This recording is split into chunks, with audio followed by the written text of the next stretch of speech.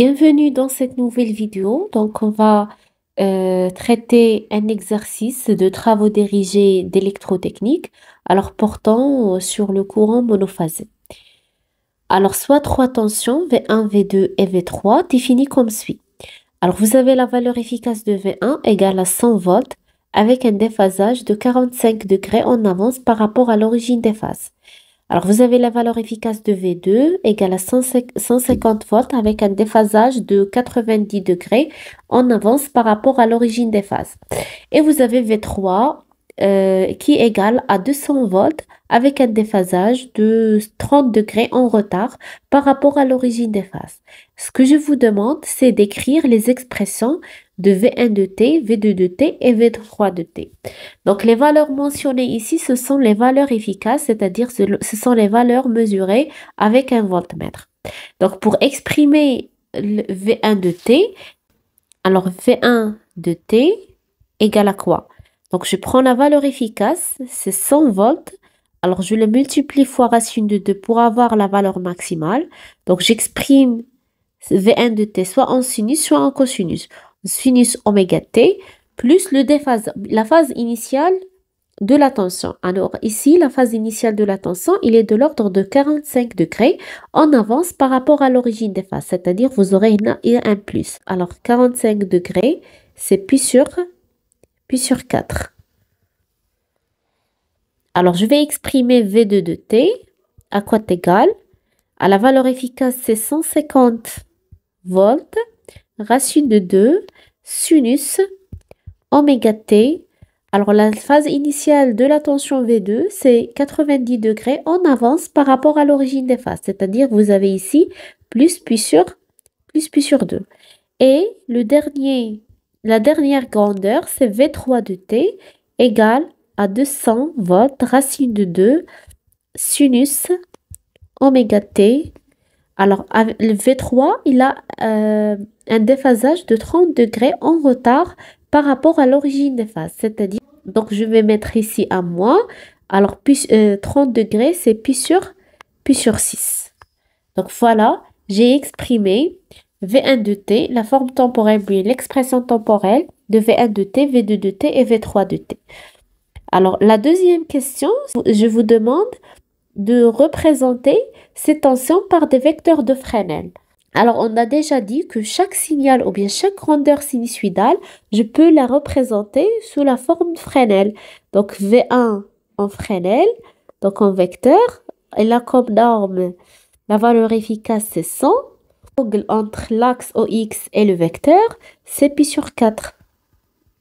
Je vais représenter ça sur l'axe XY, ou bien sur le repère XY. V2, à quoi égal? C'est 150 avec l'angle de pi sur 2. Et le vecteur V3, il a comme norme 200. Et la phase initiale, c'est moins pi sur 6. Et voilà. Alors, sur l'axe XY, voilà. Alors, pour représenter ces trois vecteurs, je dois identifier ou bien je dois mettre l'échelle. L'échelle, par exemple, je prends 1 cm. Alors, représente 50 volts. Alors, je vais tracer le vecteur V1.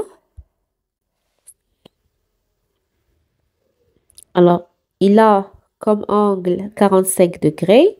Donc, il a 2 cm. Alors, ça, c'est le vecteur V1. Alors, pour V2, 150 avec la phase initiale, c'est pi sur 2. Donc, je vais prendre. Donc, pi sur 2, 150. Vous avez 1 cm, 2, 3 cm. Donc, voilà.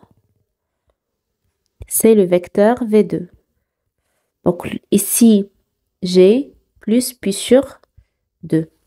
Et ici, donc ici, j'ai plus pi sur 4. Alors, il reste à représenter V3, 200 volts, Donc 200 volts, c'est 4 centimètres avec un déphasage de moins pi sur 6. Moins pi sur 6, donc le sens positif, c'est celui-là. Donc moins, ce sera, voilà, 1, 2, 3 et 4. Voilà, c'est V3. Le vecteur V3, il a un déphasage, ou bien la phase initiale de V3, c'est moins pi sur 6. Et voilà, j'ai représenté le vecteur V1, le vecteur V2 et le vecteur V3.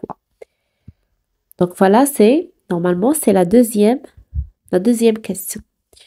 Donc revenons à la troisième question. Qu'est-ce que j'ai? Alors, reconstruire les vecteurs suivants. Vous avez le vecteur V qui est égal à V1 plus V2 plus V3 et le vecteur V' égal à V1 moins V2. Donc, je vais représenter V, à quoi est égal le vecteur V? C'est V1 plus le vecteur V2 plus le vecteur V3. Donc, qu'est-ce que vous avez? Donc, avec une autre couleur, je vais présenter la somme. Donc, la somme, ce sera V1 plus, normalement, je peux faire ça, plus V2, c'est le même V2, plus V3. Voilà, V3. Plus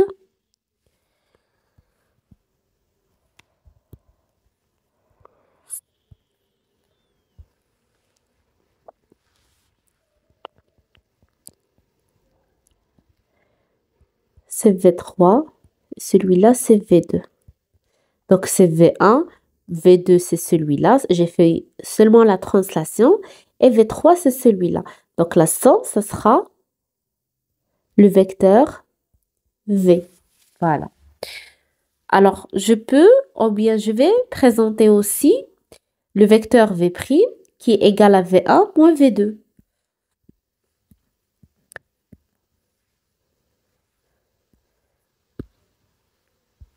Donc V', à quoi est égal? C'est V1 moins V2. Alors, je vais tracer moins V2.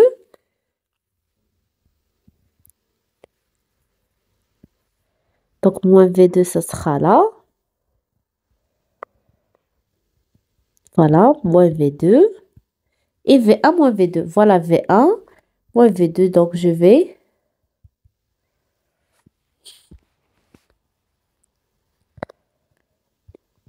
Ici, je vais... Voilà. C'est le vecteur V'. Voilà. Donc, j'ai présenté le vecteur V et le vecteur V'. Alors, c'est la troisième question. Donc, la quatrième question, c'est en utilisant la forme complexe de ces tensions, déterminer les valeurs efficaces et les phases de V et V', puis écrire les expressions temporelles de V de t et de V' de t. Donc, en utilisant la notation complexe, qu'est-ce que je vais? Je vais déterminer les valeurs efficaces et les phases de V et V'. Donc, la quatrième question, qu'est-ce que vous avez? Je vais déterminer le module et l'argument de V et le module et l'argument de V'. Donc, pour déterminer le module et l'argument de V, vous avez V en complexe égale à quoi? V1 en complexe plus V2 en complexe plus V3 en complexe. Alors, V1 en complexe, à quoi est égal?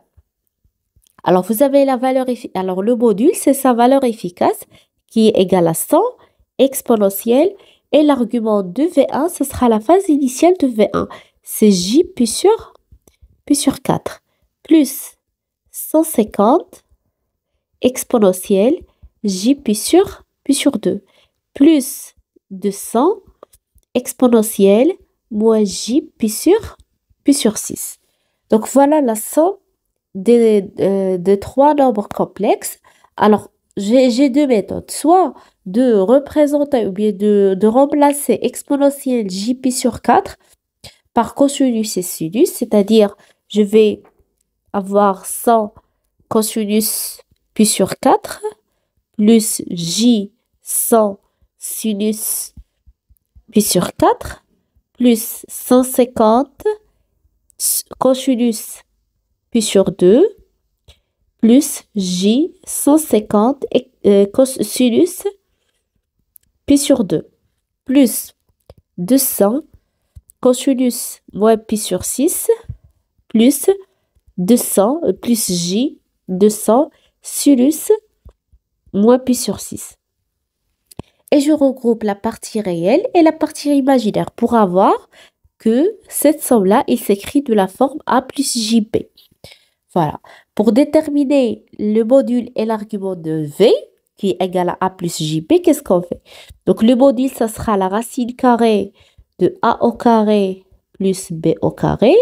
Et l'argument, ça sera de V, ça sera l'arc tangente de l'imaginaire sur réel, c'est-à-dire B sur A. Ou bien en utilisant le calcul. Alors, je vais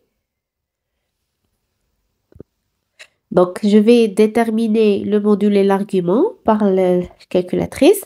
Donc, c'est 100. Alors, je vais les mettre sous forme complexe, en mode complexe. Alors, 100 exponentielle, shift, moi, entre parenthèses. Donc, c'est 45 degrés. Plus 150 exponentielle, shift, 90 degrés. Plus 200 exponentielle, shift, celui-là, moins pi sur 6, c'est moins 30 degrés. Voilà. Égal.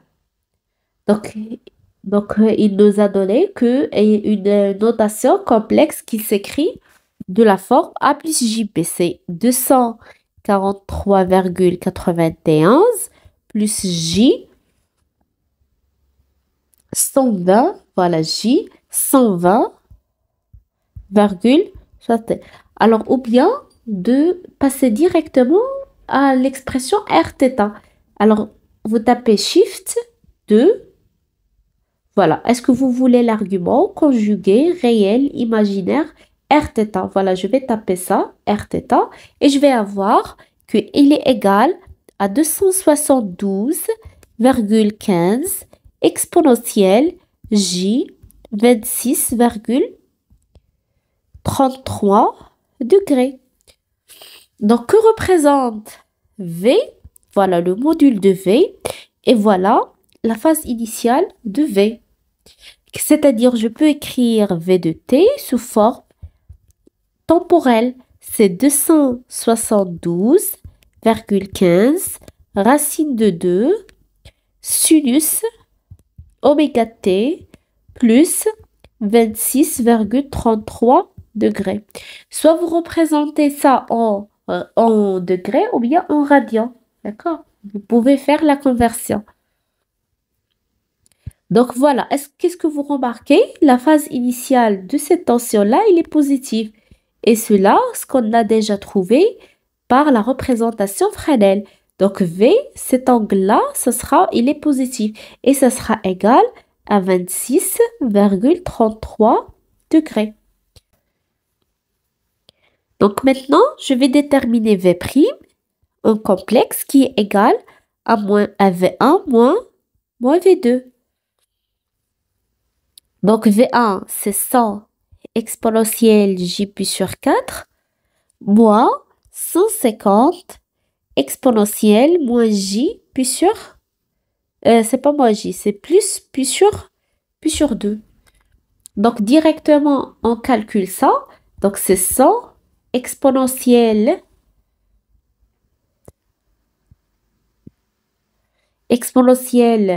45 degrés moins 150 exponentielle 90 degrés. Donc, sous forme A plus JP, je veux Rθ, shift 2. Donc, c'est Rθ. Donc, ça va être 106,23 exponentielle moins J 48,27 degrés. Donc, voilà le module de V'. et le module ou l'argument de V'. Qu'est-ce que vous remarquez pour l'argument de V'? Il est négatif, c'est-à-dire il est en retard par rapport à l'origine des phases. Donc, alors, et c'est ce qu'on a déjà trouvé.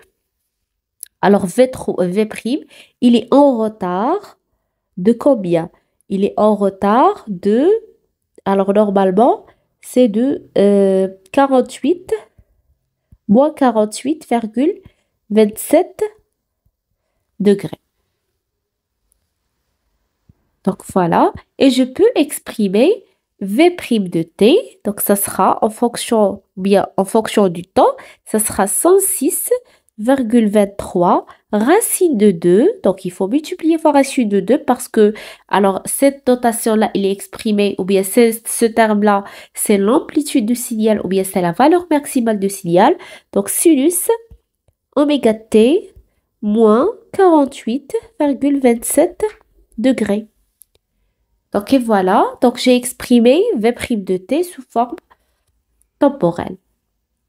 Donc, voilà en ce qui concerne donc, cet exercice. Donc, c'est un exercice application de la représentation Fresnel, l'addition et la soustraction de deux grandeurs sinusoïdales.